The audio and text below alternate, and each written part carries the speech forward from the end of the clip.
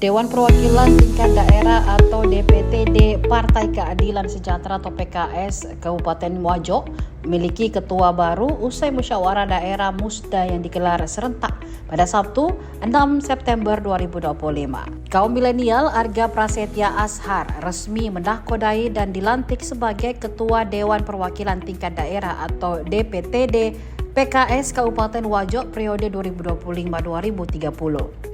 Bersama Arga Prasetya, ada 8 orang pengurus DPTD PKS Wajo turut dilantik Ketua Dewan Perwakilan Tingkat Wilayah DPTW Sulsel Anwar Faruk di Aula Kafe Rumah Tua Sengkang.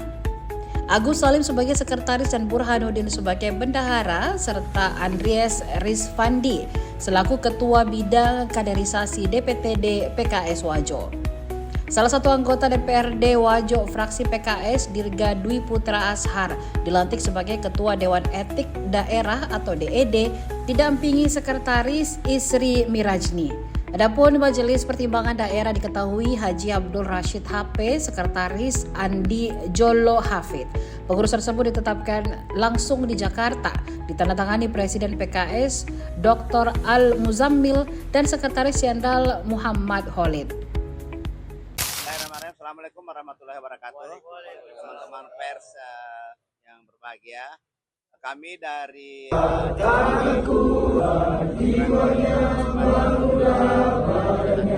musyawarah daerah. Alhamdulillah sudah dimulai kemarin tanggal 6 sampai dengan tanggal 7. Kemudian target dari kerja kita ke depan setelah Musda ini dibentuk adalah kita melaksanakan program namanya K2P2. K2 itu adalah kader dan kaderisasi pemenangan pemilu. Artinya kita akan mensolidkan anggota-anggota PKS yang ada dan juga akan menambah jumlah dari anggota PKS itu, namanya kader dan kaderisasi. Selanjutnya kita akan maju ke pemenangan pemilu yang akan dilaksanakan. Ada kado. Bismillahirrahmanirrahim. Kemudian target kita untuk Wajo ini mudah-mudahan Allah memberikan kekuatan kepada Pak Ketua dan seluruh pengurus PKS didukung oleh masyarakat. Mudah-mudahan 6 dapil ya. 6 daerah. Sekarang 2 kursi akan berubah menjadi 6 kursi. Insyaallah. Mudah-mudahan itu bisa terwujud dengan kerja keras dan bantuan dari seluruh masyarakat yang ada di Kabupaten Wajo. Insyaallah. Milenial Gen Z ini ya adalah aset utama ya yang bergerak dan mereka lebih energik ya. Tidak melupakan yang tua, tetapi generasi muda ini yang terima kasih banyak kita jadikan sebagai pemimpin masa depan. PKS mempunyai program khusus untuk generasi muda. Insya Allah yang ke depan akan tampil pemimpin-pemimpin muda yang akan memimpin Wajo ini dan Indonesia.